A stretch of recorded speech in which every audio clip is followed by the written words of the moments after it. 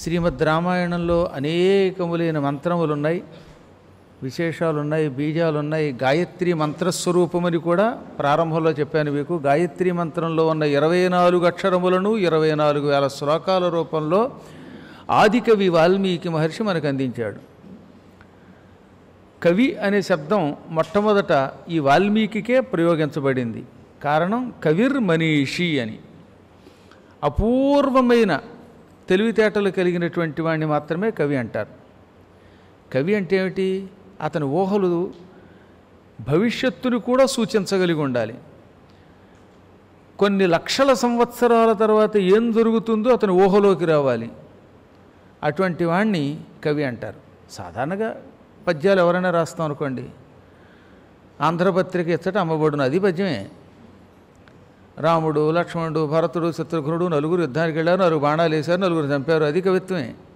కానీ దాని కవిత్వం అనరు, అది ఊరికి ఛందస్సు అంటారు, ఓ పద్యం రాయడం అంటారు.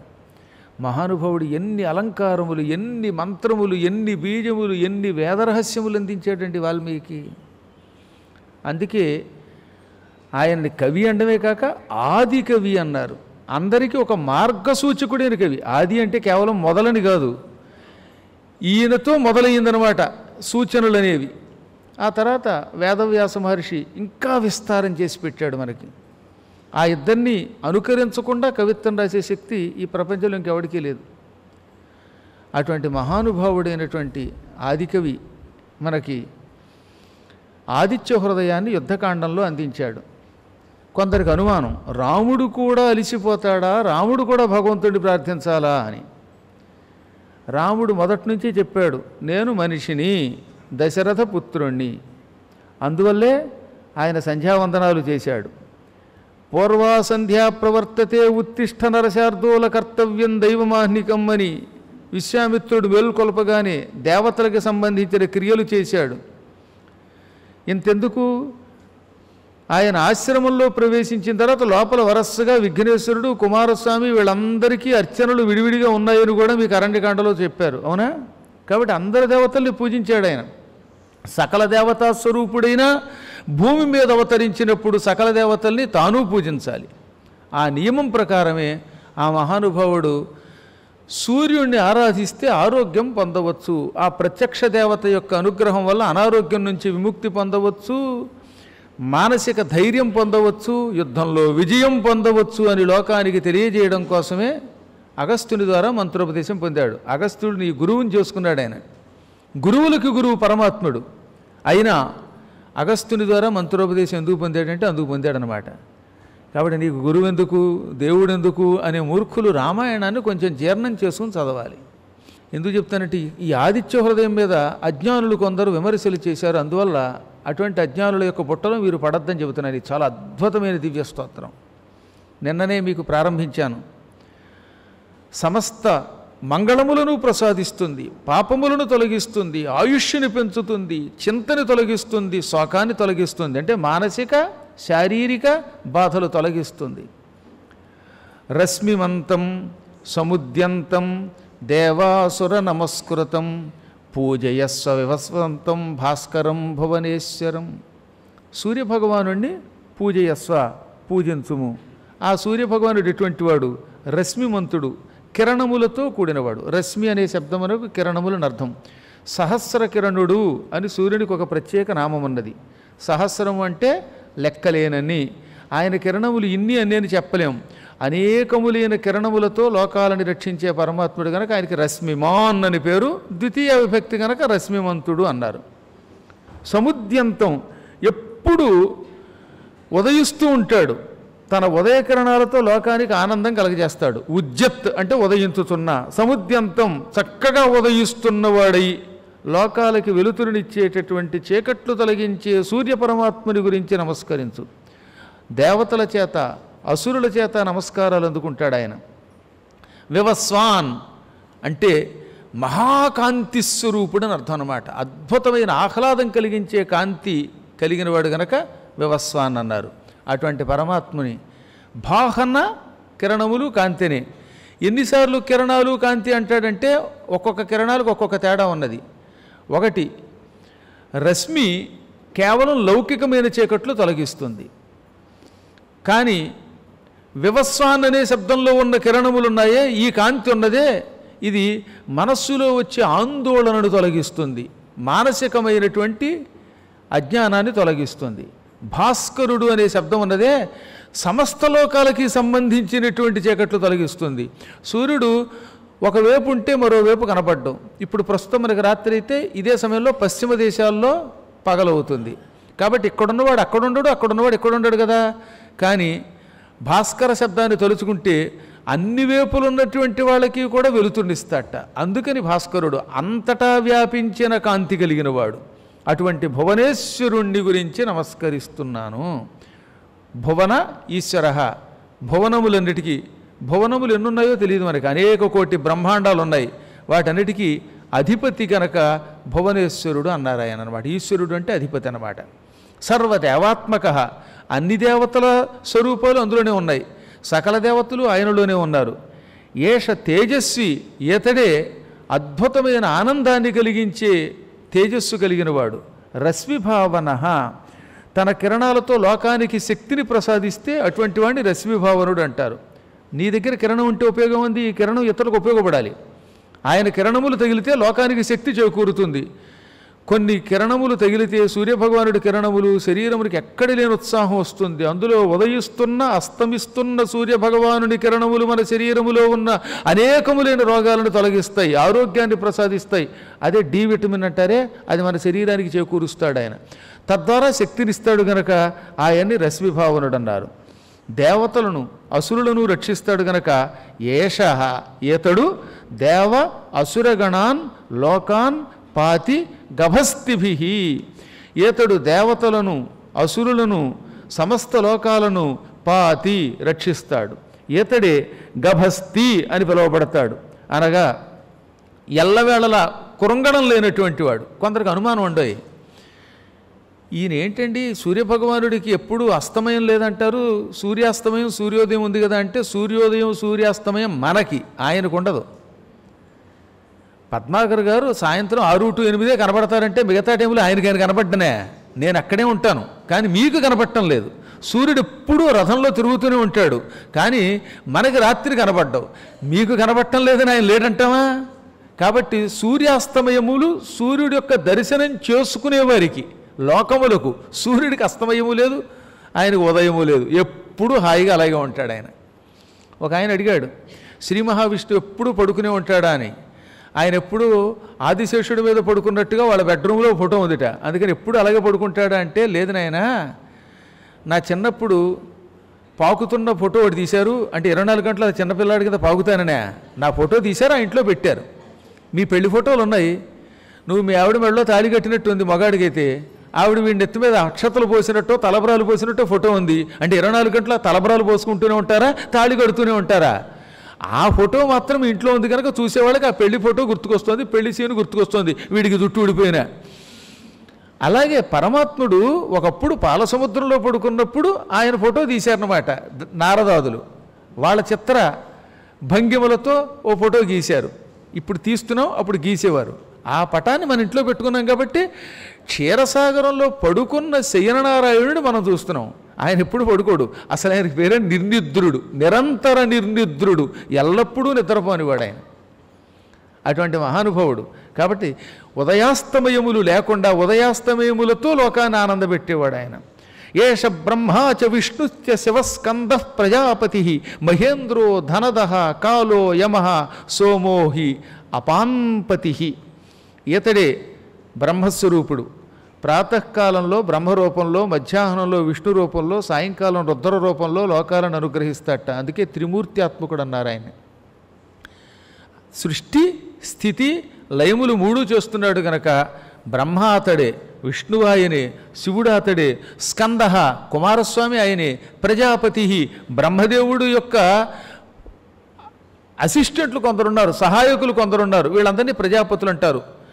64 మంది ముఖ్య ప్రజాపతులు ఉన్నారు. బ్రహ్మదేవుడు అప్పుడప్పుడు తనకి సాయాని కోసమని కొంతమంది సహాయకుల్ని సృష్టించుకున్నాడు, వాళ్ళందరినీ ప్రజాపతులు అంటారు. దక్షుడు, కర్దముడు, ఉత్తముడు, పులస్త్యుడు, వీళ్ళందరూ ప్రజాపతులు. ఆ ప్రజాపతి రూపంలో ఉండేది కూడా ఆయనే. మహేంద్రుడు ఆయనే. ధనదహ, ధనమునిచ్చే కుబేరుడు ఆయనే. కాలహ, యమధర్మరాజు గారు ఆయనే. యముడు ఆయనే. మృత్యువు ఆయనే. సోమహ, చంద్రుడు ఆయనే. అపాంపతి, జలములకు అధిష్టాన దేవత అయిన వరుణుడు ఆయనే. అపాంపతి అంటే వరుణదేవుడు అనమాట. అప్ అంటే నీరు, అపాంపతి నీటికి అధిపతి. జలాధిపతి పశ్చిమ దిగ్భాగంలో ఉండే వరుణుడి రూపంలో కూడా సూర్యుడే ఉంటున్నాడు. పితరః వసవః స్వాధ్యాః అశ్వినౌ మరుతో మనుః వాయుః వహ్నిః ప్రజా ప్రాణ ఋతుకర్త ప్రభాకరః. పితృదేవతలాయనే, అష్టవసువులాయనే, సాధ్యులు అనే గణములాయనే, అశ్విని దేవతలాయనే, మరుద్గణములాయనే, మనువులు ఆయనే, వాయువు ఆయనే, అగ్ని ఆయనే, ప్రజా ప్రాణము ఆయనే. ఋతువులను వరస్సుగా వసంత ఋతువు మొదలుకొని 6 ఋతువులు ఏర్పాటు చేసే ఋతుకర్త ఆయనే. ప్రభాకర, మహాకాంతిస్వరూపుడు ఆయనే. ఆదిత్య సవితా సూర్య ఖగ పోషా గభస్తిమాన్ సువర్ణ సదృశో భాను హిరణ్యరేతా దివాకర. అదితిపుత్రుడు గనక ఆదిత్యుడు అన్నారు. ఆయన అదితిపుత్రుడిగా ఉంటున్నాడు. సవిత, సవితృ రూపంలో తిరుగుతున్నాడు. చాలా అత్యద్భుతమైనది. సృష్టి కారణమైనటువంటి శక్తిని సవితృ అంటారు. సృష్టికి మూలకారకుడు ఆయన. సూర్య, సోరహ అన్న సూర్య అన్న లోకోపకారం కోసం అద్భుతమైన కాంతిని వెదజల్లువాడని అర్థం. ఖగహ, ఖ అంటే ఆకాశం. గచ్చతీతి ఖగహ, ఆకాశంలో తిరుగువాడు. ఆకాశం అంతా స్వేచ్ఛగా సంచరించే మహానుభావుడు. అందుకే పక్షులకి ఖగములని ఎందుకు పేరు? ఆకాశంలో ఎగురుతాయి కనుక. మనల్ని ఎందుకు ఖగం అండంలా, మృగం ఎందుకు అంటున్నాం అంటే మనం నేల మీద తిరుగుతాం. మృగము అనే శబ్దమేమో నేల మీద తిరిగే వాటికి వాడాలి. ఖగము అంటే ఆకాశంలో తిరిగే వాటికి వాడాలి. ఖ అన్న ఖే అన్న ఈ రెండింటికి అర్థం ఆకాశము. అందుకే ఖచెరులు ఖేచెరులు, ఆకాశమునందు చెరించువారు అని అర్థం అన్నమాట. పూష, తన కిరణాలతో లోకాలని ప్రకాశింపచేస్తాడు ఆయన. ఇది పూష్ణ శబ్దం. అందుకే సంస్కృతంలో పూష్ణే నమః అనాలి తప్ప పూషాయ నమః అనకూడదు. ఒక్క వేదం మాత్రమే ఎక్సెప్షన్. వేదంలో అప్పుడప్పుడు పూషాయ నమః అని వాడతారు. వేదములో తప్పులు పట్టడం మహాపాపం. ఉదాహరణకి కర్ణ శబ్దం ఉందనుకోండి, కర్ణైహి అనాలి. కర్ణైహి శృణుయామ. కానీ వేదం ఏం చెబుతోంది? కర్ణేభి శృణుయామ దేవాహ అంటుంది. భద్రం కర్ణేభి శృణుయామ దేవాహ అని.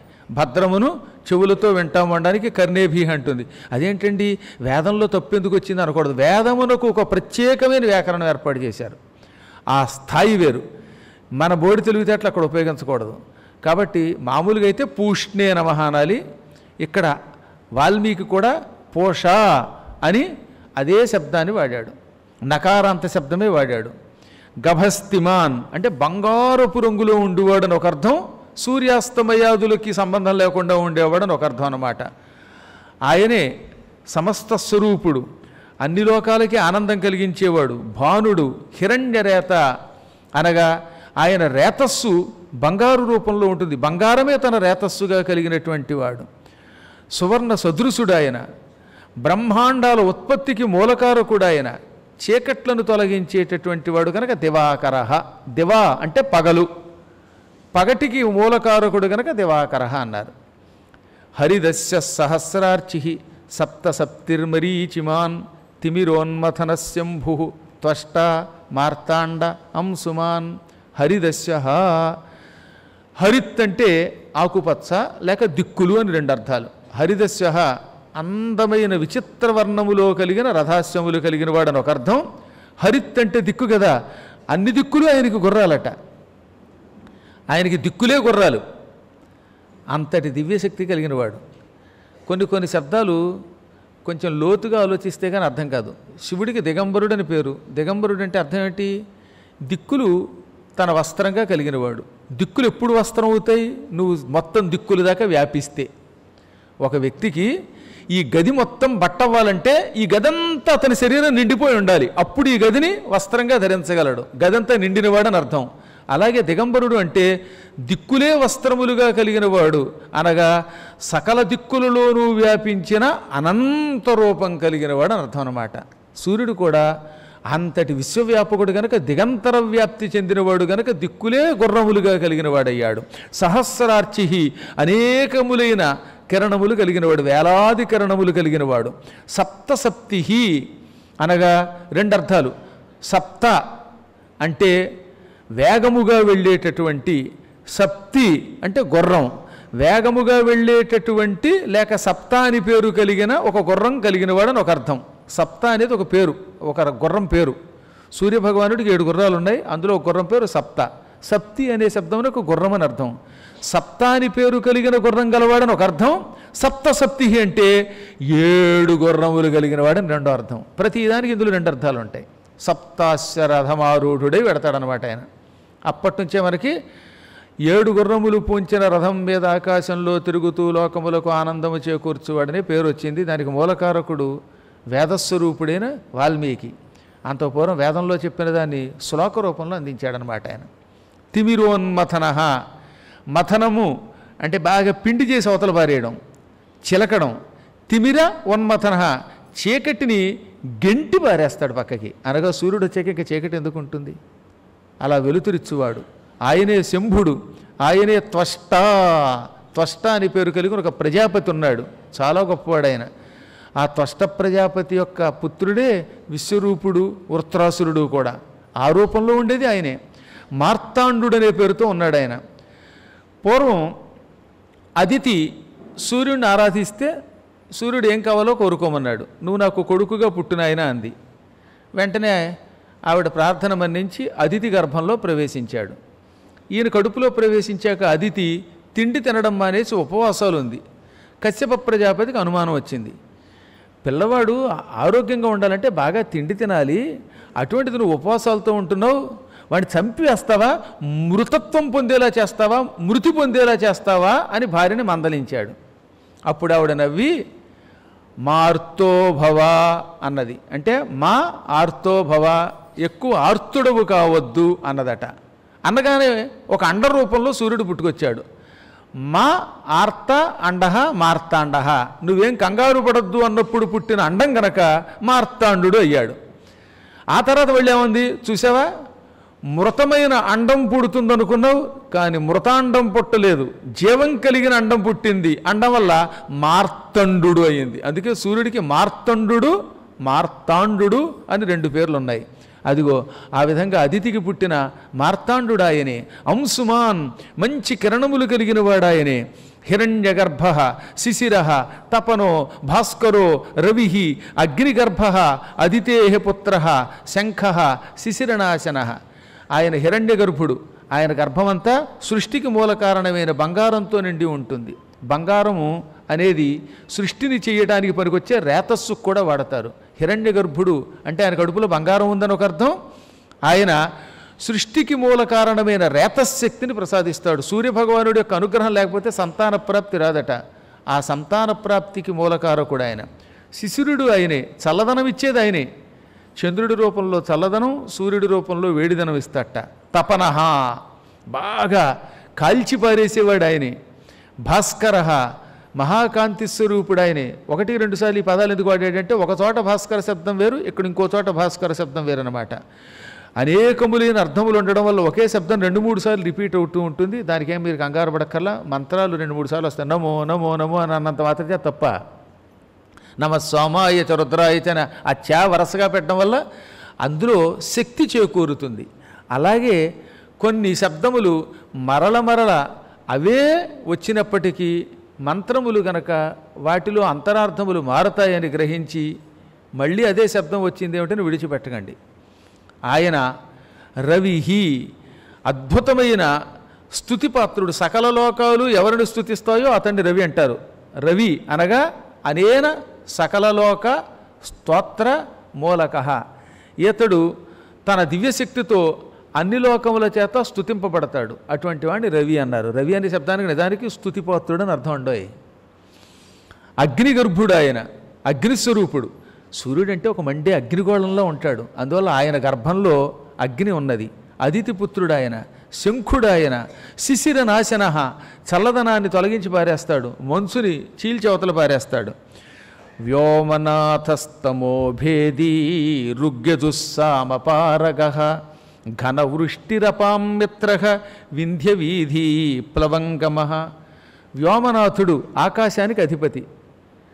సమస్త ఆకాశాన్ని వ్యోమము అంటారు. ఆ వ్యోమానికి ఆకాశానికి అధిపతి సూర్యభగవానుడు. తమోభేది చీకటిని భేదించువాడు. ఋగ్వేదము, యజుర్వేదము, సామవేదము యొక్క పారమును చూసినవాడు ఆయన. అనగా సంపూర్ణముగా త్రయీ ధర్మము 3 వేదములను ఎరిగినవాడు. మొదట్లో వేదాలు 3 అండోయ్. తర్వాత వేదవ్యాసుల వారు 4వ వేదాన్ని కూడా మన కోసం విభజించాడు. ఆ వేదాన్ని 4 భాగాలుగా విభజించాడు. అంతపూర్వం వేదములు 3. అందుకే త్రయీ అంటారు వాటిని. ఘనవృష్టి, సూర్యుడే లేకపోతే ఇవాళ వర్షము లేదు. ఈ భూమండలం మీద తన కిరణములతో బాగా ప్రసారం చేసి ఇక్కడున్న సముద్ర జలములను ఆవిరి చేసి వాటిని మేఘములుగా మార్చి మళ్ళీ భూలోకంలో వర్షం కురిపిస్తున్నాడు. అందుకని తన కిరణముల ద్వారా మేఘములను సృష్టి చేసి వర్షం కురిపిస్తున్న పరమాత్ముణ్ణి ఘనవృష్టి అన్నారు. ఘన అనగా గొప్ప, వృష్టి వర్షము కురిపించువాడు. రెండోది ఘనవృష్టి, మేఘముల యొక్క వర్షం కురిపించువాడు, మేఘములను సృష్టి చేయువాడు. ఘనము అంటే మేఘం, అందుకే ఘనాఘన సుందర అన్నారు. ఘనం అంటే మేఘం, ఘనాఘనం అంటే వర్షాకాల మేఘం. ఇక అపాం మిత్ర, జలములకు మిత్రుడాయన. వింధ్యవీధి ప్లవంగమ, ఆకాశంలో వింధ్యపర్వత మార్గంలో ఎగురువాడు. వింధ్యపర్వతం బాగా పైకి లేచిపోయింది కదా ఒకప్పుడు, అంతటి వింధ్యపర్వతం పైకి లేచిన మార్గంలో వెళ్ళేవాడు ఆయన. అందుకే వింధ్యపర్వతం దాన్ని అడ్డం కొట్టగలిగింది. వింధ్యవీధిలో సంచరించువాడు. ప్లవంగమహ, చక్క దూక్కుంటూ వెళ్ళేవాడని. ప్లవగము అన్నా ప్లవంగము అన్నా దూకుతూ వెళ్ళుట. సాధారణంగా మానవుల నడక వేరుగా ఉంటుంది. కోతులు కప్పల్ని చూడండి, కోతులు దూకుతాయి, కప్పలు దూకుతాయి. అలాగే ఆయన రథం కూడా దూక్కుంటూ వెడుతుందిట. గుర్రాలను చూసారా, టిక్ టిక్ టిక్ అని దూక్కుంటూ వెడుతుంది. అలా వెడతాడు గనక ప్లవంగముడు అన్నారు ఆయన. ఆతపీ మండలి మృత్యు పింగళ సర్వతాపన కవిర్విశ్వో మహాతేజ రక్త సర్వభవోద్భవ. ఆతపము అంటే వేడి, గొప్ప ఉష్ణమును కలిగించువాడు. వృత్తాకారంలో ఉంటాడు గనక మండలి అన్నారు. గుండ్రంగా ఉంటాడు కదా సూర్యుడు, అందుకని మండలి. ఆయనే మృత్యుస్వరూపుడు. మన ప్రాణాలు తీయాలన్నా ఆయనే, పొయ్యాలన్నా ఆయనే. పింగళ వర్ణంలో ఉంటాడు. సర్వతాపన, ఎటువంటి వాడినైనా తపింపచేస్తాడు, వేడితో బాధ పెట్టగలడు. కవిహి, గొప్ప జ్ఞాని. విశ్వస్వరూపుడైన మహాతేజ, అద్భుతమైన కాంతి కలిగిన వాడు. రక్త, ఎర్రనివాడు. సర్వభవోద్భవ, సమస్త సృష్టికి మూలకారకుడు. సృష్టికి కూడా సృష్టి చేయగలిగే శక్తి కలిగిన వాడు. నక్షత్రగ్రహతారాణం అధిపో విశ్వభావన తేజసామపి తేజస్వీ ద్వాదశాత్మన్ నమోస్తుతే. నక్షత్రగ్రహతారాణాలన్నిటికీ అనగా నక్షత్రాలకి, గ్రహాలకి, స్వయం ప్రభలేనటువంటి సామాన్యములైనటువంటి చుక్కలకి అన్నిటికీ అధిపతుడైన. నక్షత్రానికి తారకి తేడా ఉన్నది. తారలు కాంతికి ఇతరుల మీద ఆధారపడతాయి, నక్షత్రములు తమంత తాము వెలుగుతాయి. అందుకే అశ్విని, భరణి మొదలైనవన్నీ తారలు. వ్యవహారంలో అన్నిటినీ నక్షత్రాలు అంటాం, కానీ వాటిని తారలు అంటారు. అలా కాకుండా అగస్త్యుడు మొదలైన వాళ్ళు ఉన్నారు, ధ్రువుడు, వీళ్ళని నక్షత్రాలు అంటారు. సరే, నవగ్రహాలు మీకు అందరికీ తెలుసు వరుసగా. ఆదిత్యాయ సోమాయ మంగళాయ బుధాయ చ గురు శుక్ర శనిభ్యస్య రాహవే కేతవే నమః అంటూ రోజు మీరు స్తోత్రం చేస్తున్నారే. ఇటువంటి అనేక గ్రహములు ఆకాశంలో ఉన్నాయి. వీటన్నిటికీ అధిపతి ఆయన. విశ్వమంతా తనలో ఉంచుకున్నవాడు ఆయన. తేజస్సు కలిగిన వారికి కూడా తేజస్సునిచ్చే తేజస్శాలి. 12 మంది సూర్యుల రూపంలో తిరుగుతుంటాడు, ద్వాదశాదిత్య రూపంలో తిరుగుతాడు. ఇంద్రోధాత భగఃపోష మిత్రోథ వరుణోర్యమ అర్చిర్వ్యవస్వాన్ త్వష్టా చ సవిత విష్ణురేవచ అని వరసగా ఆయన 12 రూపాలని చెప్పారు. మిత్రుడు, రవి, సూర్యుడు, భానుడు, పూషుడు, ఖగుడు, హిరణ్యగర్భుడు, మరీచి, ఆదిత్య, సవిత్ర, అర్క, భాస్కర అని కొన్ని నామాలు. వాటికే వ్యవహారంలో ఇంద్రుడని, ధాతాని, భగుడని, పూషుడని, మిత్రుడని, వరుణుడని, అర్యముడని, అర్చిహి అని, వ్యవస్వాన్నని, త్వష్ట అని, సవితి అని, విష్ణు అని కూడా పేర్లు. మొత్తం మీద ఈ 12 రూపాల్లో తిరుగుతాడు ఆయన. అటువంటి నీకు నమస్కారం. నమః పూర్వాయ గిరయే పశ్చిమే గిరయే నమః జ్యోతిర్గణానాం పతయే దినాధిపతయే నమః. స్వామి, పగటిపూట తూర్పు కొండ మీద ఉంటావు, ఆ పూర్వ పర్వతము నీవే, పశ్చిమ పర్వతము నీవే, సమస్త జ్యోతిర్గణాలు ఆకాశంలో ఉండే నక్షత్రగణాలన్నిటికీ అధిపతివి నీవు, పగటికి అధిపతివి నీవు, అటువంటి నీకు నమస్కారం. జయాయ జయభద్రాయ హర్యస్యాయ నమో నమః. నమో నమః సహస్రాంశో ఆదిత్యాయ నమో నమః. జయస్వరూపుడవైన నీకు నమస్కారం, జయభద్రుడవైన నీకు నమస్కారం, ఆకుపచ్చని గుర్రములు కలిగిన నీకు నమస్కారం, సహస్ర కిరణములు కలిగిన నీ కొరకు నమస్కారం, అదితిపుత్రుడవైన నీకు నమస్కారం. నమ ఉగ్రాయ వీరాయ సారంగాయ నమో నమః. నమః పద్మప్రబోధాయ మార్తాండాయ నమో నమః. అత్యంత ఉగ్రమైన కిరణములు కలిగిన నీకు నమస్కారం. కోపం వస్తే సూర్యుడిని ఎవరూ తట్టుకోలేరట, అంతటి ఉగ్రుడవైన నీకు నమస్కారం. వీరుడవు నీవు, సారంగుడవు నీవు. సారంగ శబ్దం చాలా అద్భుతమైనదండోయ్. సారంగము అనే శబ్దమునకు తుమ్మెదాని అర్థం, జింకాని అర్థం, సమస్త లోకాలలోనూ ఎదురు లేకుండా తిరుగువాడని ఒక అర్థం. ఇన్ని రూపాలతో ఉన్న నీకు నమస్కారం. తామర పువ్వులను వికసింపచేసే నీకు నమస్కారం. అసలు పద్మాకరానికి మూలకారకుడు నీవే, అటువంటి నీకు నమస్కారం. మార్తాండుడవైన నీకు నమస్కారం. బ్రహ్మేశాన అచ్యుతేశాయ సూర్యాయ ఆదిత్యవర్చసే భాస్వతే సర్వభక్షాయ రౌద్రాయ వపుషే నమః. బ్రహ్మ, ఈశానుడు, విష్ణువు, ఈశ్వరుడు, సూర్యుడు, ఆదిత్యుడు, ఇటువంటి అనేక రూపములతో ఉన్న కాంతి స్వరూపుడవైన నీకు నమస్కారం. ఎల్లవేళలా ప్రళయకాలంలో కూడా ప్రకాశించే నీకు నమస్కారం. సర్వభక్షాయ, సమస్తాన్ని స్వీకరిస్తావు. ప్రపంచం ప్రళయకాలంలోకి వచ్చినప్పుడు ఈ మొత్తం లోకాలన్నిటి కాల్చి బూడిద చేసి అన్నిటిని తినేస్తాట, బూడిద చేసి మరీ తినేస్తాట. అటువంటి నీకు రౌద్రస్వరూపుడికి రుద్రస్వరూపుడవైన నీకు నమస్కారం. నీవు రుద్రుడివప్పుడు నువ్వే. తమోఘ్నాయ హిమఘ్నాయ శత్రుఘ్నాయ అమితాత్మనే కృతఘ్నఘ్నాయ దేవాయ జ్యోతిషాం పతయే నమః. తమస్సుని నాశనం చేస్తే తమోఘ్నుడు అంటారు. నీవు చీకటిని తొలగిస్తావు. హిమఘ్నాయ, మంచుని తొలగిస్తావు. శత్రుఘ్నాయ, శత్రువులను నాశనం చేస్తావు. అమితమైన ఆత్మ కలిగిన వాడివి. కృతఘ్నులను నాశనం చేస్తావు. దేవస్వరూపుడివి. జ్యోతిషాం పతయే నమః. సమస్త జ్యోతిర్గణాలకి, ఆకాశంలో ఉన్న గ్రహ నక్షత్రాదులన్నిటికీ అధిపతివైన నీ కొరకు నమస్కారం. తప్తచామీకరాభాయ వర్ణయే విశ్వకర్మణే నమః. తమోభినిఘ్నాయ రుచయే లోకసాక్షిణే. చామీకరము అంటే బంగారం. బంగారపు వన్నెలో వెలిగిపోయే నీకు నమస్కారం. సూర్యభగవానుని చూడండి, మధ్యాహ్నం పూట చూస్తే మంచి పుటం పెట్టిన బంగారంలో ఉంటాడు. అటువంటి తప్త, కాల్చి అందులో ఉన్నటువంటి తుక్కుని బయటికి తొలగించిన తరువాత చామీకరం, బంగారము ఏ విధంగా ఉంటుందో అలా ఆభాయ ప్రకాశిస్తావు. తప్త చామీకరం అన్నారు అంటే పుటం పెట్టిన బంగారంలాగా. కొలిమిలో కాల్చేస్తే ఏమవుతుంది? బంగారంలో ఏమన్నా కల్తీ ఉంటే పోతుంది. ఊరికే బంగారపు నగలన్నీ మీకేం పర్వాలేదు అంటారు, కానీ అందులో సగానికి సగం వెళ్ళిపోతున్నాయిలేండి. మనం కరిగించట్లేదు, కానీ కరిగిస్తే కొన్ని నగల తర్వాత ఆ మధ్యన ఒక ఆయన 12 గ్రాములు బంగారం ఇస్తే ఇంటికి వచ్చాక కరిగిస్తే 2 గ్రాములు మిగిలింది. కాబట్టి ఆ 2 గ్రాములు రావాలంటే ఎంత కరిగించాలి? అప్పుడు కరిగినటువంటి బంగారం ఎలా ఉంటుంది? ఆ రంగులో ఉంటాడు ఆయన.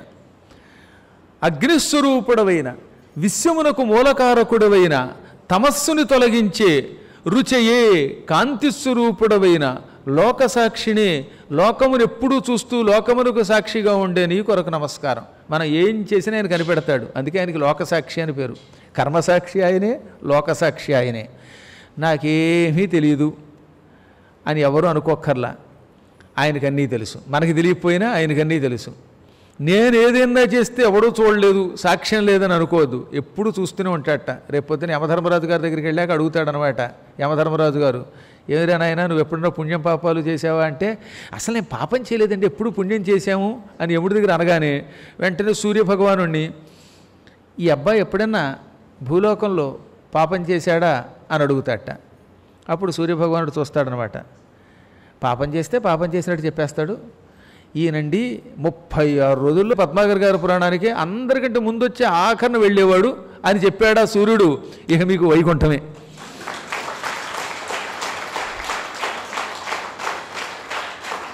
అయితే కొంతమంది మధ్య మధ్యలో 7ంటికి వచ్చిపోతూ ఉంటారు సరే, అటువంటి వాళ్ళకి అనమాట, వీడండి కాస్త భక్తి ఉందండి కానీ 7ంటికి వచ్చేవాడండి మళ్ళీ 7:30కి వెళ్ళిపోయేవాడండి అన్నారనుకోండి, అప్పుడు వాళ్ళు కొంచెం తేడా వస్తుంది.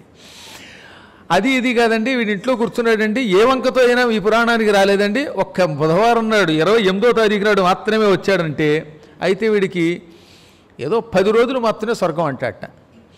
కాబట్టి ఈ సాక్ష్యం అంతా సూర్యభగవానుడు ఇస్తాడు, దృష్టిలో పెట్టుకోండి. మేము ఇంట్లో కూర్చున్నాం, పారాయణం చేసాం, లేకపోతే ప్రూఫ్ చూసామంటే కుదరదు. ఈ అన్నిటికీ ప్రూఫ్ ఆయన సూర్యభగవానుడే అక్కడ మనకి సాక్ష్యం ఇవ్వాలి. రేపు పొద్దున సూర్యభగవానుడి సాక్ష్యం లేకపోతే కుదరదు. నేను చెప్పడం కాదు, ఇందులో చెప్పారు. ఇందులో కాదు, భారతంలో కూడా శకుంతల చెప్పలేదా, విమల యశోనిధి పురుష వృత్తం ఎరుంగుచునుండు చూవే. పురుషుడు ఏ పని చేసినా, పురుషుడు అంటే మగాడని కాదు, భూమి మీద పుట్టిన ఎవడైనా ఏదైనా పని చేస్తే ఆ పనులన్నీ సూర్యుడు, చంద్రుడు, పగలు, రాత్రి, వేదములు ఇవన్నీ పట్టించుకుంటాయట, సంధ్యలు ఇవన్నీ యముడి దగ్గర సాక్ష్యం ఇస్తాయి.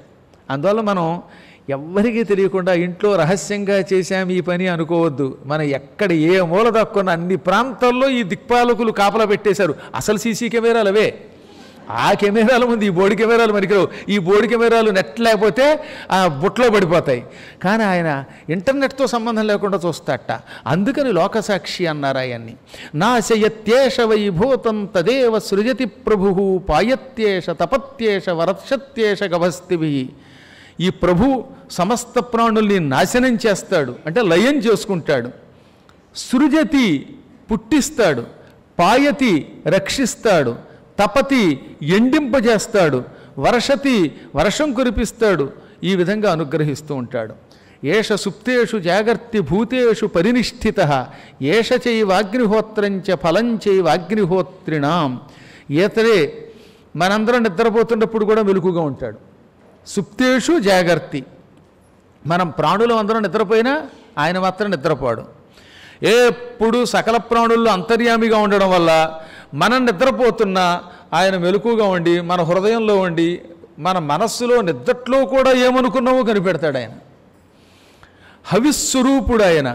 అగ్నిహోత్రంలో వేసే ఆ చెరువు అనే పదార్థము ఆయనే, అగ్ని ఆయనే, ఫలితము ఆయనే. వేదాశ్చ క్రతవశ్చైవ క్రతూనాం ఫలమేవచ. ఈయనే వేదములు, ఈయనే యజ్ఞములు, యజ్ఞ ఫలితమాయనే. యాని కృత్యాని లోకేషు సర్వయేష రవి ప్రభు. ఈ చరాచర జగత్తులో ఏ ఏ పనులున్నాయో ఆ పనులన్నీ సూర్యభగవానుడే. ఏ నమాపత్సు కృచ్ఛ్రేషు కాంతారేషు భయేషు చ కీర్తయన్ పురుష కశ్చిత్ నావసీదతి రాఘవ. ఈయన ఆపదలు వచ్చినప్పుడు రక్షిస్తాడు, కృచ్ఛ్రేషు క్షీణించిపోయినప్పుడు రక్షిస్తాడు, కాంతారేషు అడవులలో రక్షిస్తాడు, భయేషు చ ఏ విధమైన భయముల నుండైనా రక్షించేవాడు ఈయనే. ఈయననొక్కసారి తలుచుకున్నంత మాత్రం చేత, అందుకే కీర్తయన్ పురుష, ఈయనని కీర్తించినవాడు, స్తుతించినటువంటి వాడు ఏ విధమైన కష్టము పొందడు రాఘవా అని రాముడికి చెబుతున్నాడు అగస్త్యుడు. పూజయస్వ ఏనం ఏకాగ్రహ దేవదేవం జగత్పతిం ఏతత్ త్రిగుణితం జప్త్వా యుద్ధేషు విజేష్యసి. ఈ మహానుభావుణ్ణి ఏకాగ్రచిత్తుడవై జపించు, మనస్సు చెదరకుండా జపించు. ఆయన దేవదేవుడు, జగత్పతి. ఈయనని 3 పర్యాయములు గనక ఎవడైనా జపం చేస్తే, త్రిగుణితం జపం అంటే ఈ స్తోత్రాన్ని ఎన్నిసార్లు చేయాలన్నమాట? 3 సార్లు. ఈ స్తోత్రమును ముమ్మారు జపించినటువంటి వాడు మహాయుద్ధంలో విజయం పొందుతాడు. అస్మిన్ క్షణే మహాబాహో రావణం త్వం వధిష్యసి ఏవముక్త్వా తదాగస్త్యో జగామచి యథాగతం.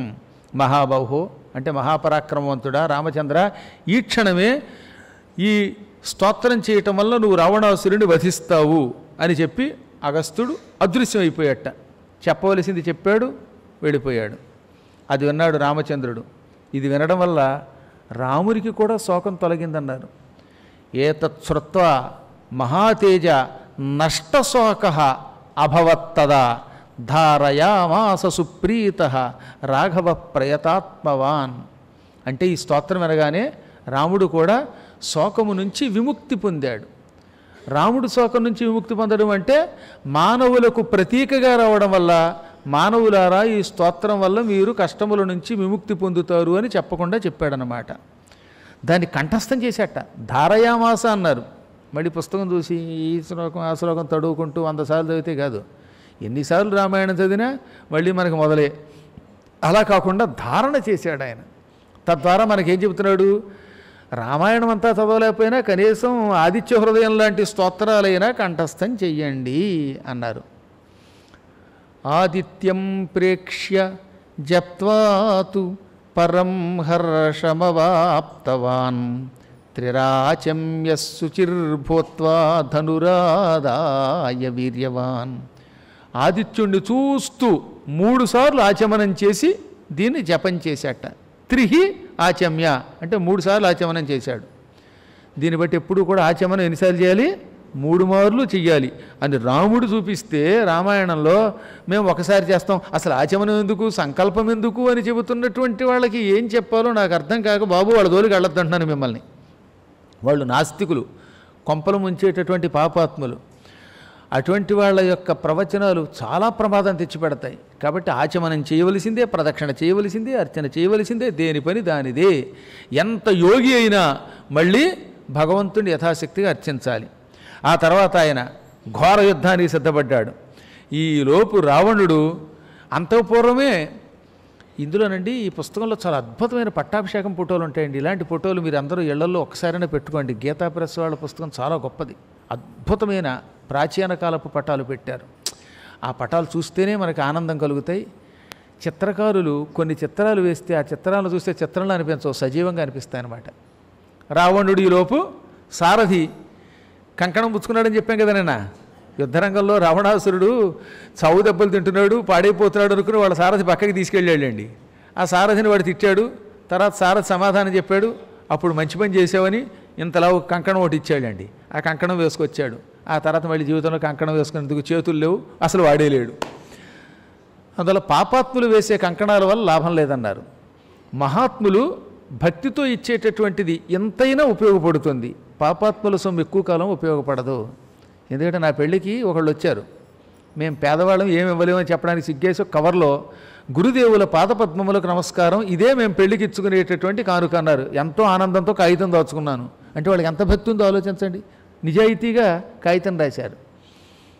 అలాంటి వాళ్ళు మనకి ఏమి ఇవ్వక్కర్లా, వాళ్ళ ప్రేమయే గొప్ప కానుక. నేను హరిగారు చెప్పిన అనౌన్స్మెంట్ అది. అవతల వాడికి ఏమి ఇవ్వక్కర్లేదు, మన దగ్గర శక్తి లేదు, వినేసి వెళ్ళిపోండి, ఆనందంగా వెళ్ళిపోండి. శక్తి ఉండి ఇవ్వకపోతే వాడు పాపాత్ముడు, అది పక్కన పెట్టండి. పాపాత్ముడు సొమ్ము కోట్లైనా ఉపయోగం లేదు. పుణ్యాత్ముడు కేవలం భక్తితో నమస్కరించినంత మాత్రం చేత అదే మనకు ఐశ్వర్యం అయిపోతుందన్నమాట.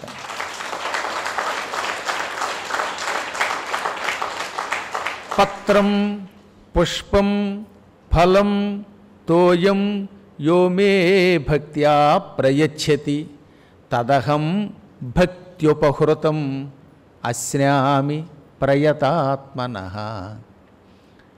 యహ ఎవడు మే నా కొరకు పత్రం ఆకుని కాని, పుష్పం పువ్వుని కాని, ఫలం పండుని కాని, తోయం నీటిని కాని, అది భక్తి అంటున్నాడు. అది ఏమన్నాడు? భక్త్యా భక్తితో ప్రయచ్చతి సమర్పిస్తాడో. ప్రయచ్చ అన్న ప్రయచ్చతి అన్న సమర్పణం అన్నమాట. సమర్పణార్థంలో ప్రయచ్చ వాడతారు.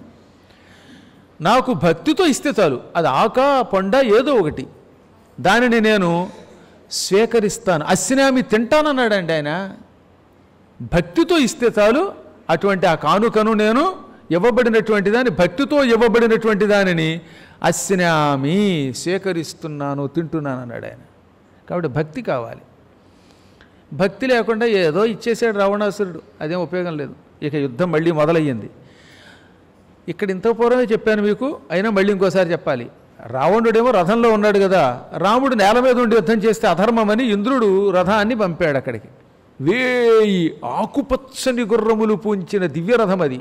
ఆ రథాన్ని మాతలి అనేవాడు నడుపుతూ ఉంటాడు. అందులో ఇంద్రుడి యొక్క రకరకాల ఆయుధాలు ఉంటాయి. అవన్నీ ఆయుధాలతో పాటు ఆ రథాన్ని ఇంద్రభగవానుడు పంపాడు. రాముడు ఆ రథానికి ప్రదక్షిణ చేసి రథం ఎక్కాడు. ఈయనదేమో దేవేంద్ర రథం, అక్కడేమో అసురేంద్ర రథం. ఇది సురేంద్ర, అది అసురేంద్ర. అందులో కూర్చున్నది నరేంద్రుడు, రామచంద్రుడు. ఆయన మానవుడిగా ఉంటేనే ఉపయోగం. ఆ యుద్ధం అన్నది ఏమి యుద్ధం అండి! ఇద్దరూ ఒకరి మీద ఒకరు ఏమాత్రం తీసిపోకుండా యుద్ధం చేశారు. మాతలి మహావేగంగా నడుపుతూ ఉండడం వల్ల రావణాసురుడి సారథి అంత వేగంగా రథం నడపలేకపోతున్నాడు. అందుకే రామబాణాలేమో అతనికి తగులుతున్నాయి, రావణాసురుడి బాణాలు రాముడికి తగలడం లేదు. దాంతో ఒళ్ళు మండిపోయింది రావణుడికి. మాతలి శరీరాన్ని 10,000 బాణములతో కొట్టాట.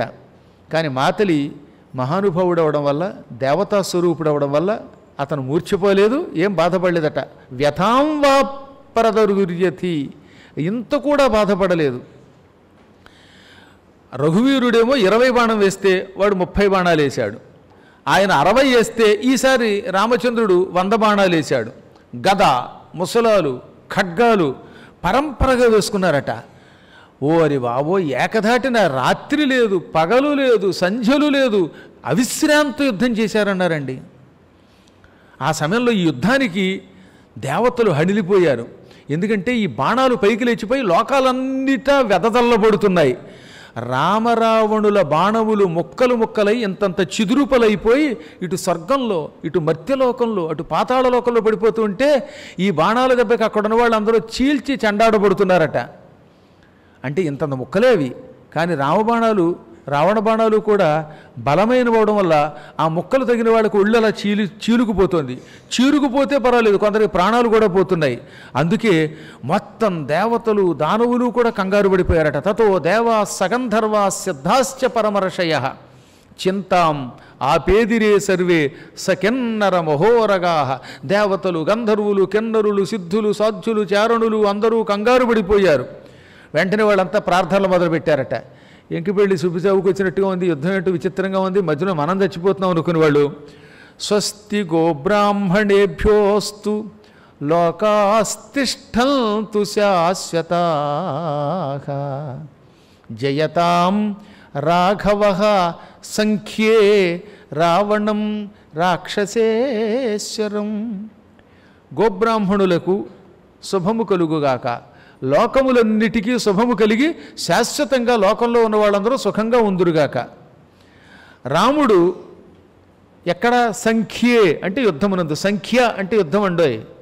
యుద్ధంలో రామచంద్రుడికి విజయం లభించుగాక, ఈ రావణుడు సర్వనాశనం అయిపోగాక అని వాళ్ళు అండం మొదలుపెట్టారట. రావణుడిని జయించాలన్నారు. ఇక అక్కడ చూచి గంధర్వులు, అప్సరసలు కలిసి అన్నమాట. గగనం గగనాకారం సాగరః సాగరోపమః రామరావణయోర్యుద్ధం రామరావణయోరివ ఏవం బ్రువంతో దదృశుః తద్యుద్ధం రామరావణం. చాలా అద్భుతమైన శ్లోకాల్లో ఇదొకటి. రామాయణంలో యుద్ధకాండంలో 110వ సర్గలో ఉన్నటువంటి ఈ 24వ శ్లోకం పూర్వకాలంలో అంతో ఎంతో చదువుకున్న వాళ్ళందరూ కంఠస్థం చేసేవారు. ఎందుకంటే దీన్ని అనన్వయాలంకారం అంటారు. ఒకదాన్ని ఇంకో దాంతో పోల్చలేనప్పుడు దాంతోటే పోలుస్తారు. ఇప్పుడు అందంగా ముఖం ఉంటే చంద్రబింబంలో ఉందని నీ ముఖం అంటారు. అంటే చంద్రబింబంలో వీడి ముఖం అందంగా ఉందని అక్కడ ఉద్దేశం. అంతేగాని చంద్రుడి ఇలా గుండ్రంగా ఉంది, మొహం అంతా ఇలా కోరగా లేదని కదా అక్కడ ఉద్దేశం. చంద్రుడి వలె కాంతితో ఉన్నాడు వాడు అని.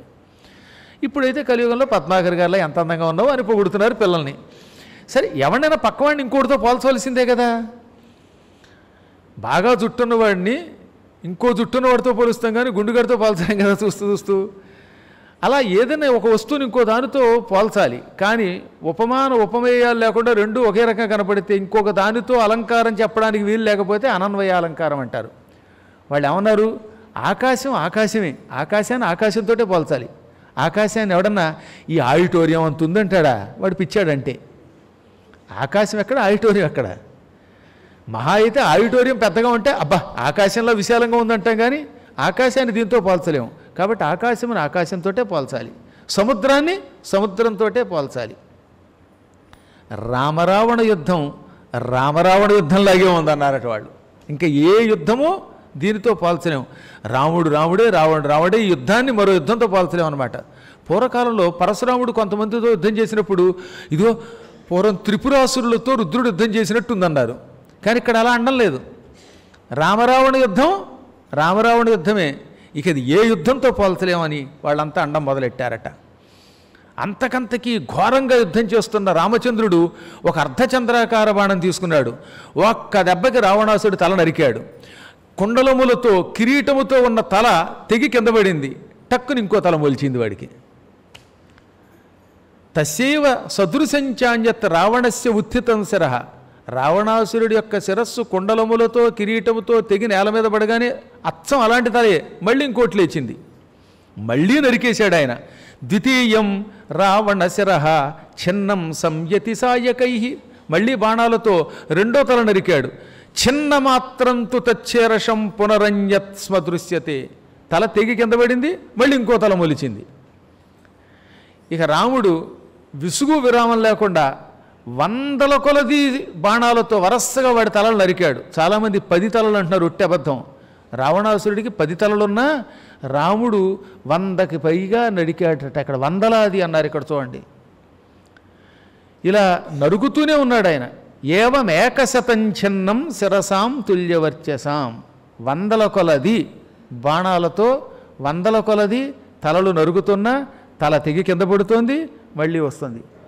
ఏవం ఏకశతం, ముందు 100 తలలు తెగాయి, మళ్ళీ ఇంకో తల నరికాడు, మళ్ళీ వస్తూనే ఉంది. రావణుడు బతుకుతూనే ఉన్నాడు. ఒక క్షణం ఆశ్చర్యపోయాడు ఆయన. ఏమి చిత్రం ఇది? వీడు అమృతం తాగాడా? ఏదైనా తపస్సు చేశాడా? ఎన్ని బాణములతో వీడి శిరస్సుని ఖండిస్తున్నప్పటికీ మళ్ళీ మళ్ళీ తలలు మొలుస్తూనే ఉన్నాయి. వీడిని ఎలా చంపడం? ఈ బాణములతో మారీచుణ్ణి చంపాను, నీచుణ్ణి. ఖరో యైస్తు సదూషణ. దూషణుడితో పాటు ఖరుడు ఈ బాణాలకి తెచ్చాడు. ఆ తర్వాత విరాధుణ్ణి చంపాను, కబంధుణ్ణి చంపాను దండకావనంలో. యైహి సాలాగిరయః. ఈ బాణములతోటి 7 మద్ది చెట్లు కోల్చబడ్డాయి, కొండలు విరిగి కింద పడ్డాయి. వాలీచ, వాలి కూడా చంపబడ్డాడు. క్షుభిత అంబుధి, సముద్రం ఈ బాణం ఎక్కుపెట్టగానే హడిలిపోయింది. అటువంటి బాణములు ఈ రావణుడి దగ్గరకు వచ్చేసరికి వాడిని ఏమీ చేయలేకపోతున్నాయి. తేజస్సు తగ్గిందా, బలం తగ్గిందా, నేను రాముణ్ణి కాదా అనుకున్నాడు ఆయన. ఈలోపు రాముడు ఇలా అనుకోవడంతో సందు చూసుకునేవాడు బాణాలు వర్షం కురిపించాడు రాముడి మీద. ముసలములు అంటే రోకళ్ళు, గదలు, ఖడ్గాలు విసిరేట. అలా మహాయుద్ధం జరుగుతూనే ఉందట. ఏం యుద్ధం అండి! నైవ రాత్రం న దివసం న ముహూర్తం నచక్షణం రామరావణయోర్యుద్ధం విరామముపగచ్చతి. రామరావణ యుద్ధం రాత్రి ఆగట్లా, పగలాగడంలా, ముహూర్తకాలం ఆగడంలా, క్షణం ఆగడంలా, సంధ్యాకాలం ఆగడంలా, అలా రేయింబవళ్ళు సాగుతూనే ఉందిట. అంటే రేయింబవళ్ళు యుద్ధం చేశారన్నమాట వాళ్ళు. అమావాస్య నాడు మొదలైన యుద్ధం 3 రోజులు సాగిందన్నారు మన పెద్దలు. అందుకే పంచమి నాటికి బయలుదేరాడు రాముడు అన్నారు అక్కడి నుంచి. చూసారా దాన్ని బట్టి? ఏం యుద్ధం అండి! చైత్ర పంచమి నాటికి ప్రయాణం అయ్యారు అని రామాయణం చెబుతున్నది. అంత యుద్ధం సాగిందనమాట. నిర్విరామంగా సాగుతూనే ఉంది. అది చూచాడు మాతలి. రఘువేరా, మానవుడిలాగా నువ్వు నటిస్తున్నావు అని మాకు తెలుసు, నువ్వెవరమో మాకు తెలుసు, అయినా మానవుడిలా నటిస్తున్నావు. ఏమిటి వీడితో ఈ చెరలాటాలు, సరదాగా ఆడుకుంటున్నావు నువ్వు? వీడు ఇలా చావడు.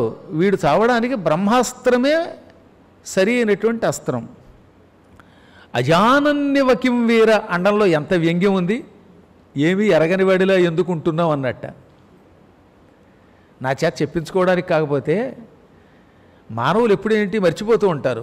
పక్కవాడు ఎవడన్నా గెలితే అప్పుడు వాడు గుర్తుకొస్తుంది అనమాట. ఓహో నిజమే రోయ్, మర్చిపోయాను రోయ్ అంటట. ఇది మానవ లక్షణం. ఆ మానవ లక్షణం నీకు కూడా ఉందని ప్రజలు అనుకోవడం కోసం ఇలా నటిస్తున్నావు తప్ప నీవు ఎరగనిది ఏమైనా ఉన్నదా అందువల్ల నువ్వు తక్షణం అస్త్రం పైతామహం ప్రభో, పితామహాస్త్రాన్ని బ్రహ్మాస్త్రాన్ని ప్రయోగించు, దానివల్ల మాత్రమే వీడు చస్తాడన్నట్ట.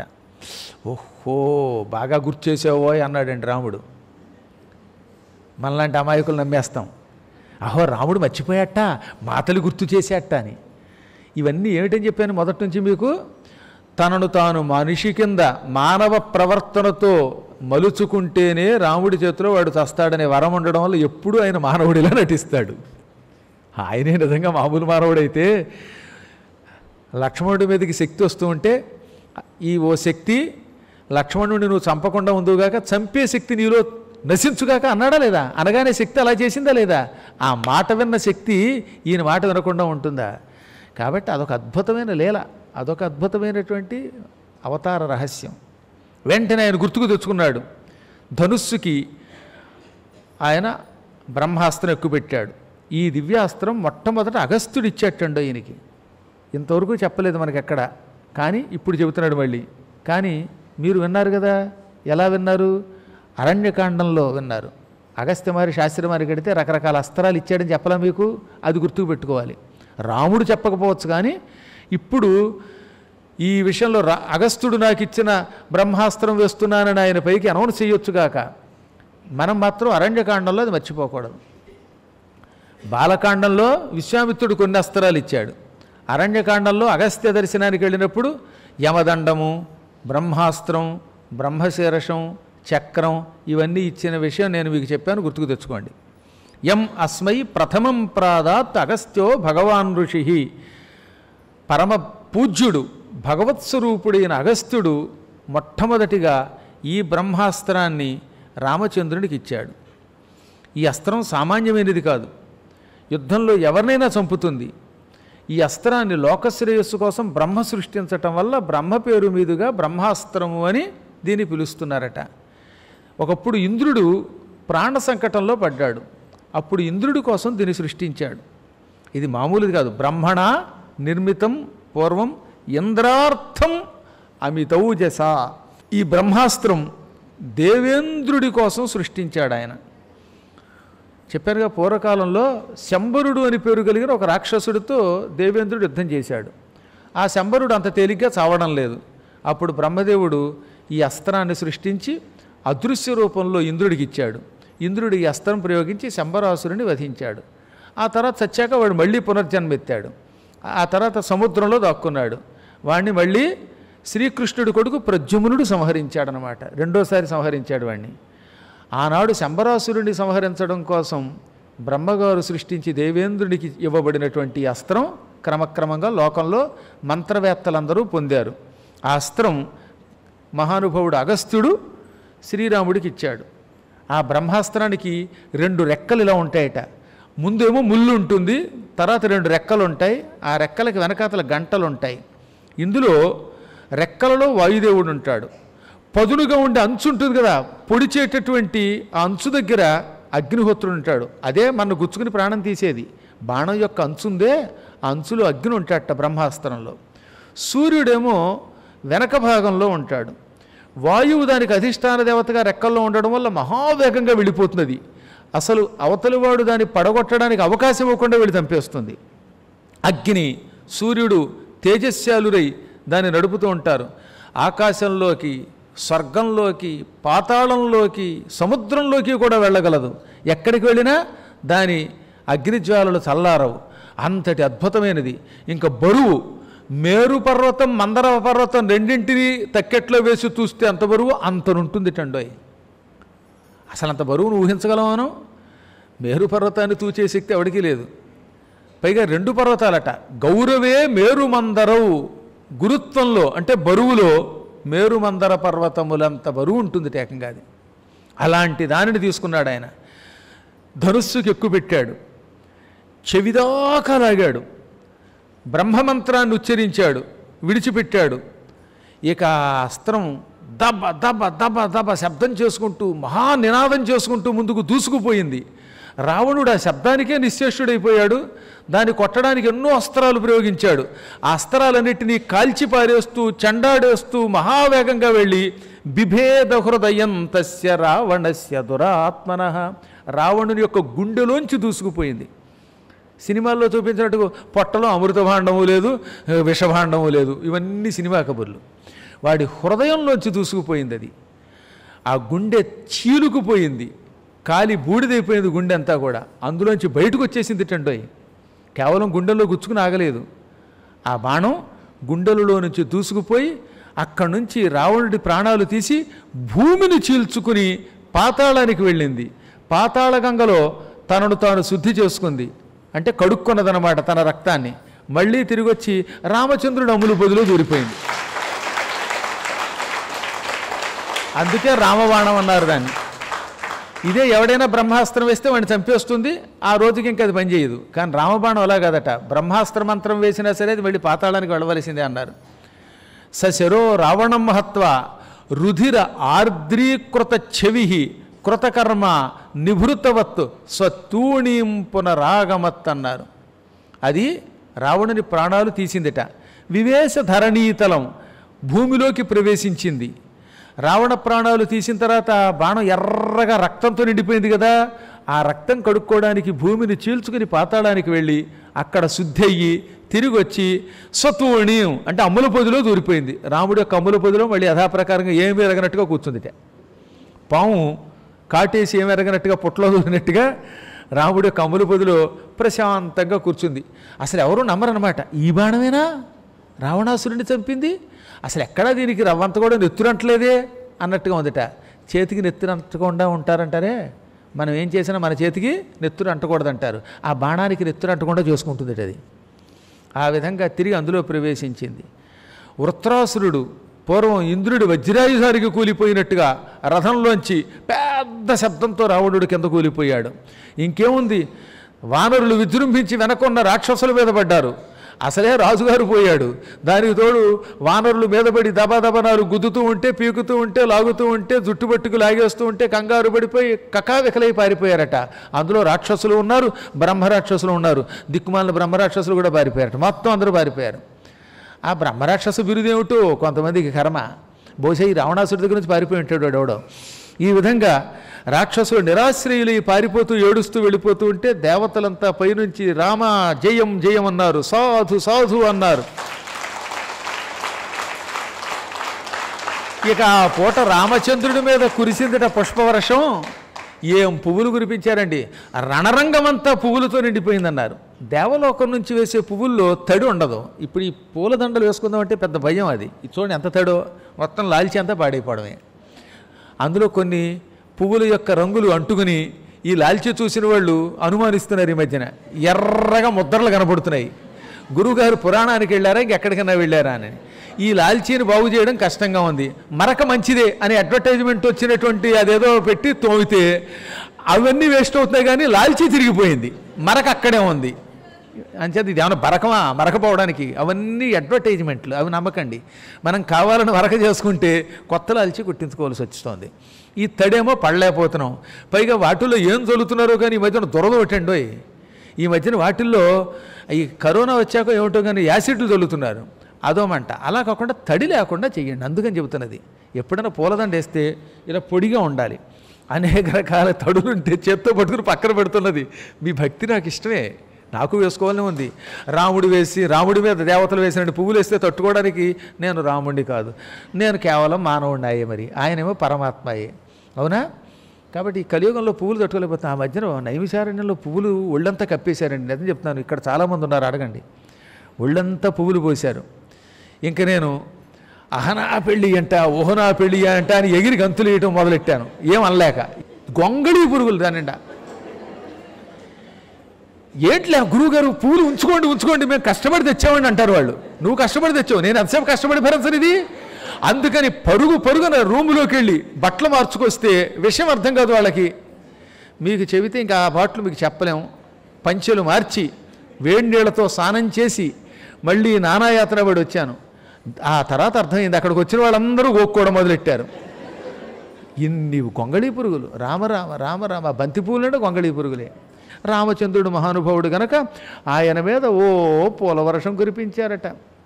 ఆయన్ని జై జై ధ్వానాలతో ప్రశంసించారు. ఇంతవరకు రావణాసుడి చావుని కోసం ఎదురు చూశాడా విభీషణుడు. కానీ అన్నగారు చచ్చిపోగానే ఒక్కసారి దుఃఖం పెళ్ళుబికి వచ్చిందిట. బంధమే కదండి, అన్నదమ్ములు కొట్టుకున్నా చచ్చిపోయినప్పుడు ప్రేమలు వస్తాయిట. అయ్యో అన్నయ్య పోయావా అని ఏడవడం మొదలుపెట్టాడు పాపం. వీర విక్రాంత విఖ్యాత వినీత నయకోవిద మహారహశయనోపేత కిం శేషేద్యహతో భువి. వీరుడా, పరాక్రమం కలిగినవాడా, ఎంత ప్రసిద్ధికెక్కినవాడివి నువ్వు. రావణుడంటే వీరుడని జగత్తంతా నిన్ను ప్రశంసించింది. పైగా వినయం కూడా కలిగినవాడు. నిజంగా వీడికి ఎక్కడుంది? చచ్చిపోయినప్పుడు లేని గుణాలు వస్తాయి, బతుకున్నప్పుడు రావు. కానీ వినీతుడు అనే పదం విన్నప్పుడల్లా పాపం అన్నగారి మీద ప్రేమ కదా విభీషణుడికి కనిపిస్తుంది. వినయగుణం కలిగిన వాటి ఆయన. రాజనీతి కోవిత్తుట్ట, నయకోవిదుట్ట. పైగా ఆయన ఆ మధ్యన ఒక ఆయన చచ్చిపోయాడు. వాడు నిజంగా పిల్లికి కూడా బిచ్చం పెట్టలేదంటారే అంత పిసినిగొట్టు. ఆయన అన్నం తిన్నాక చెయ్యి కడుక్కొక్కర్లా నాకేసేవాడు. ఎందుకు నాకేవాడంటే ఒక్క మెతుకన్నా చేతుకుంటే ఆ చేత్తో ఇలా కాకి విసిరితే ఆ మెతుకు కాకి తింటుందని భయం వాడికి. అందుకని ఆ మెతుకు కూడా వాడే నాకేవాడు. కంచం చుట్టూతో మెతుకు వస్తే ఒట్టు ఎవడో చూడకుండా అది కూడా నాకేసేవాడు వాడు. ములక్కాళ్ళు కూడా తినేసేవాడండి. ములక్కాళ్ళు పిప్పేనా కింద ఉమ్ముతామా? అమ్మో ములక్కాడ పోతే ఎలాగా, రూపాయి పెట్టి కొన్నాను అని ఆ ములక్కాడ పిప్పి కూడా కష్టపడి తినేవాడు. ఆవకాయ పెచ్చు కూడా తినేసేవాడు ఆ పైన ఉన్నది. అంతటి మహానుభావుడు ఆయన. ఆయన చచ్చిపోయాక శవం దగ్గరకు వచ్చి, ఆయన రాజకీయ నాయకుడు అనుకుంటాను, అందుకని అన్ని పార్టీల వాళ్ళు వచ్చారు.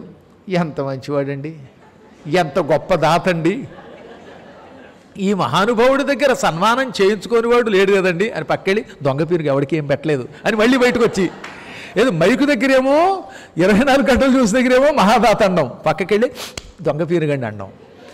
కాబట్టి అంతే సృష్టి రహస్యం. ఒక వ్యక్తి పోయినప్పుడు ఎక్కడ లేని పొగడతలు అప్పుడు పొగుడతాం, బయటికి వెళ్ళాక తిట్టుకుంటాం. అయితే రావణుడిలో మిగతా ఎలా ఉన్న పండితుడు అన్నమాట నిజం. బాగా చదువుకున్నవాడు, నవవ్యాకరణ పండితుడు, అందులో ఏ అసత్యం లేదు. చక్కని పరుపు మీద పడుకోవలసిన వాడివి, కటిక నేల మీద ఎందుకు పడుకున్నావు అన్నాడు ఆయన. మహారహస్యనోపేత, గొప్ప పరుపు మీద హంసతూలికా తలపం మీద పడుకోవలసిన వాడివి, ఇప్పుడు నేల మీద పడుకున్నావేం అన్నారు. కాబట్టి చివరికి మనం ఎక్కడ పడుకుంటామో మీకు అర్థమైంది కదా. నాకు స్పెషల్ రూమ్ కావాలి, బెడ్ కావాలి, డబుల్ బెడ్రూమ్ కావాలి అన్నవాడు కూడా ఇక ఈ బ్రెడ్ తినే అవకాశం పోయినప్పుడు నేల మీదే బెడ్, అక్కడే పడుకోబెడతారు. ఇవాళ హతః భువి కిం శేషే అద్య ఈరోజు చచ్చాక నేల మీద ఎలా పడుకున్నావు అన్నయ్యా, ఎలా పడుకున్నావు, మంచం మీద పడుకునేవాడివి. నేను చెప్పాను అన్నా ఇది అధర్మం, సీతతో సాంగత్యం ప్రమాదం తెచ్చిపెడుతుందంటే నా మాట విన్నావా? సీత కోసం చేజేతులారా ప్రాణం కోల్పోయావు. ప్రహస్తుడు, ఇంద్రజిత్తు, కుంభకర్ణుడు ఎంతమంది చచ్చిపోతున్నప్పుడైనా నీకు బుద్ధి రాలేదు కదా. రావణుడనే ఒక చెట్టు ఉన్నది, దానికి ధైర్యం చిగురుటాకులు, సహనం మొదటి ఫలం, తపస్సు దానికి బలం, శౌర్యం దానికి మూలం. కానీ రాముడనే ఒక పెద్ద వాయువు, తుఫాను గాలి ఆ రావణుడనే చెట్టును పడగొట్టి పారేసింది.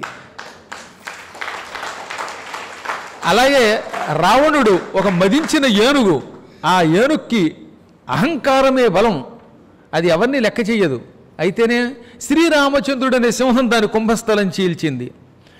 రావణుడు ఒక ఆబోతు గోరాజు, రాముడు పెద్ద పులి చీల్చి చెండాడాడు అని పలికి ఏడుస్తూ ఉంటే, విభీషణ, మరణించిన వారి కోసం ఎంత ఏడ్చినా వారు తిరిగి రారు. నీ సోదరుడు యుద్ధంలో పిరికివాడై పారిపోలేదు. ఒక క్షత్రియుడు ఎలా పోరాడాలో అలా పోరాడాడు. ఇదే మహారాజులకి భగవంతుడు విధించిన మరణ విధానం. మహారాజులు యుద్ధరంగంలో పోరాడుతూ మరణించాలి. పిరికితనంతో యుద్ధరంగం నుంచి పారిపోయి చావకూడదు. అయితే ధర్మాత్ముడై ధర్మబద్ధంగా పరిపాలన చేస్తూ సుఖంగా అయినా ప్రాణం విడిచిపెట్టాలి, లేదా యుద్ధంలో అయినా చావాలి. మీవాడు యుద్ధం కోరుకున్నాడు, వీరోచిత మరణం పొందాడు. వీరుల కోసం, సూర్యుల కోసం, మరణం చెందిన వారి కోసం దుఃఖించకూడదు. ఇది మంచి మార్గం. అతనిలో ఎక్కడైనా పిరికితనం చూసావా? చచ్చేదాకా యుద్ధం చేశాడు. అది ఒక గొప్పతనం. కాబట్టి ఇతని గురించి ఆలోచించద్దనగా మహాత్మా, ఇతడు ఎన్నో యుద్ధాలు చేశాడు, ఇంద్రాది దేవతలు జయించడం నేను కళ్ళారా చూశాను, శత్రువుల మీద పగ తీర్చుకున్నాడు, అగ్నికార్యాలు ఆచరించాడు. అటువంటి వాడు దుర్మరణం పాలయ్యాడని దుఃఖించాను తప్ప అతని పరాక్రమాన్ని ప్రశంసించక కాదు. నాకు ఒక కోరిక ఉన్నది, ఆ కోరిక తీరుస్తావా అన్నట్ట. కోరుకోని ఆయన అన్నాడు విభీషణుణ్ణి రాముడు. ఇతడు మహాత్ముడు, ఇతని అధర్మం పక్కన పెడితే యావజ్జీవితం యుద్ధం చేశాడు. ఇతనికి ప్రేత కార్యాలు చేసే భాగ్యం నాకు ప్రసాదించు. ఏతస్య యత్ప్రేతగతస్య కృత్యం తత్కర్తుమిచ్ఛామి తవ ప్రసాదాత్. ఇతడికి పిండ ప్రదానాలు చెయ్యాలి, తిలోదకాలు ఇవ్వాలి. కాబట్టి ప్రేత కార్యములు చేయడానికి అనుమతి ఇమ్మన్నట్ట. రాముడు ఈ దుర్మార్గుడు తెచ్చాడు, వీడికి ఎందుకు ప్రేతకార్యం అంటాడేమోనని ముందుగానే వరం అడిగాడు. అప్పుడు రాముడు అన్నమాట ఏమో తెలుసా? తప్పక చేసి తీరాలి. అతడు బతికున్నప్పుడు అతను చేసిన తప్పునకు నేను విరోధించాను తప్ప వాడి మీద నాకేం విరోధం ఉంది? మరణాంతాని వైరాణి నిర్వృత్తన్న ప్రయోజనం క్రియతాం అస్య సంస్కారః మమాప్యేష యథా తవ. విభీషణ, బతికున్నంతవరకే ఒక వ్యక్తితో విరోధం, చచ్చాక ఇక వాడితో మనకి ఏ తగాదా లేదు. అతను మరణించాడు, దాంతోటే మన వైరం కూడా మరణించినట్టే. కాబట్టి చచ్చిన వాడితో విరోధం వహించకూడదు. అలా ఎవడితో అయినా మరణానంతరం కూడా విరోధం పొందడం ఉందే, దానివల్ల ప్రయోజనం ఏమున్నది? ఒకడు చచ్చిపోయాడు, చచ్చాక వాడిని తిట్టుకుంటే లాభం ఏముంది? బ్రతికున్నప్పుడే విరోధం, మరణానంతరం అతడు చేసిన అపరాధములు మరిచిపోయి అతడికి చేయవలసిన సంస్కారాలు చేయాలి. చచ్చాక శత్రువైనా దండయమన్నారు శాస్త్ర ప్రకారం. కాబట్టి ఇతడికి అంత్యక్రియలు చెయ్యి అన్నట్ట.